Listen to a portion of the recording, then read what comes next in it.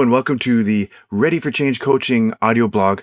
I'm Christopher Testa, and I want to ask you, is life happening to you or for you? I started my journey as a life coach and counselor. Goodness, it's been almost 7 years. And since then, I've worked with many people searching for why life feels so challenging. The difficult story many of us adopt is that life is actively working against us. And to be clear, I include myself in this. Before my own journey, I found it was very easy, comfortable, really, to say life is hard and then, point the fingers at others, the system, government, and of course, everybody's favorite scapegoats, mom and dad. I blamed everyone for my circumstances. Everyone, except myself. Unless, of course, it was through self deprecation, when I could confidently say I somehow deserved it. It's important to acknowledge that some things in life are truly out of our control. Tragic, heartbreaking things really do happen, and we just don't have a choice in the matter. But there are also many things that, although it might not seem like it at the moment, are within our control. Before I go any further, I want to pause and acknowledge something. If you're reading or listening to this and aren't yet ready to change, this article might be hard to digest. Real change comes with, personal accountability, a willingness to recognize where, although life can be difficult, much of it happens is influenced by our own choices. When, even when we are victims of circumstance, we are still responsible for how we respond and what meaning we give to it. And that, my friends, can be a really hard pill to swallow. And at least that is until you discover the empowerment that comes with it. What I want to talk about today is reclaiming control. Some things we can't control, I understand that. But we can control what we make them mean. And there are things that we've let take over that we can reclaim. I can remember my mom, who, as I write this, sadly passed away just 2 months ago, saying something when I was younger that it always kind of stuck with me.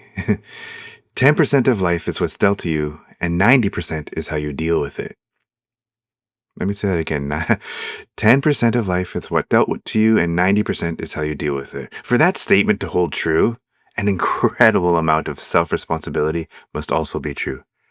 It means that no matter what happens, we get to choose what to do with it. So the question then becomes, do you feel life is happening to you or for you? When we see life as happening to us, we place ourselves at the center of a hostile universe. Life is out to get us. But if life is happening around us, then we are participants in an ongoing experience. We're impacted by what happens, yes, but we also get to choose the meaning we give to it. Viktor Frankl once said, "The one thing you can't take away from me is the way I choose to respond to what you do to me. The last of one's freedoms is to choose one's attitude in any given circumstance." Frankl, who, survived multiple concentration camps, including Auschwitz, understood life's challenges to their deepest form. Today, many of us feel lost, unsure of what life is supposed to be about. For some, it just seems unfair. Life keeps throwing curveballs, sometimes big and sometimes small, but relentless. We find ourselves asking, why me? This internal dialogue, if it weren't for bad luck, I'd have no luck, is a sign of, victim mindset, or as psychology calls it, learned helplessness. It's a place of giving up, pointing fingers, and surrendering control. But there is another way. It begins with acknowledging that yes, the situation may truly be terrible. It's not about pretending everything's fine. It's about accepting the suffering and then deciding what's next. Even in the worst situations, like, those Frankl faced, we can choose what to make them mean. We can give our suffering value by seeing how it contributes to our growth and deepens our understanding of life. Everything can be taken from a man, but one thing: the last of the human freedoms, to choose one's attitude in any given set of circumstances, to choose one's way. Viktor Frankl, Man's Search for Meaning. I'm going to reference Frankl a bit here because I found Viktor Frankl's word in Man's Search for Meaning very inspiring. Frankl once offered a metaphor that I often reflect on. You know those old style tearaway calendars? The ones where, maybe it sits on your desk and every day you tear away the old day and start the new one. So imagine an old style tearaway calendar.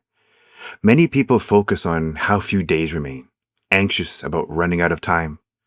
Others stare at the pile of torn pages scattered about, resentful, regretful, and over-identified with the past.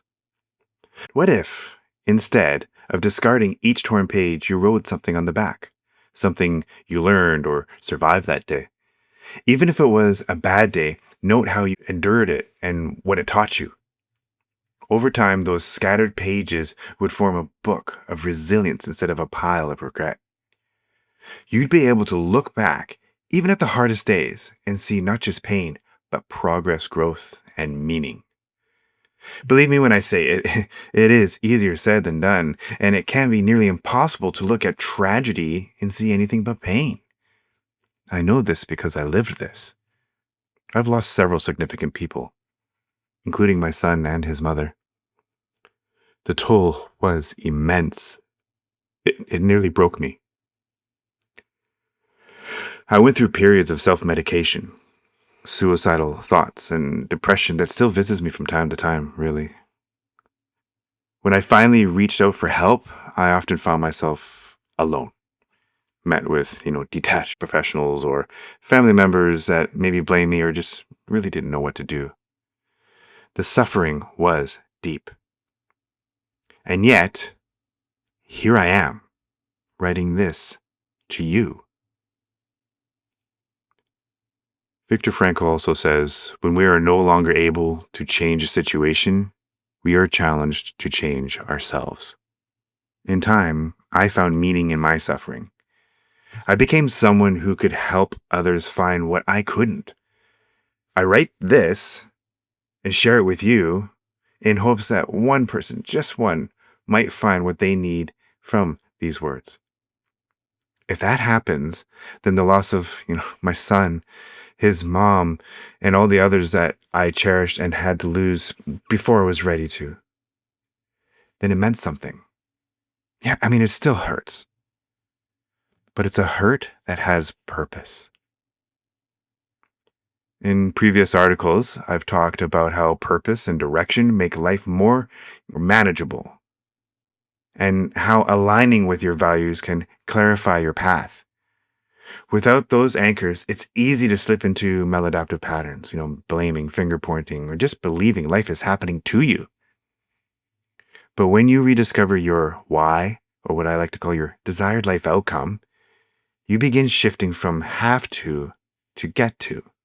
You start living with intention rather than reaction. You begin to see that life isn't punishing you, but maybe partnering with you. Those who have a why to live can bear almost any how. That's more from Viktor E. Frankl. The journey will be messy at times, and yes, it's going to hurt at times, but you're not alone. Dare to mess it up and dare to fail forward. And remember, life isn't happening to you.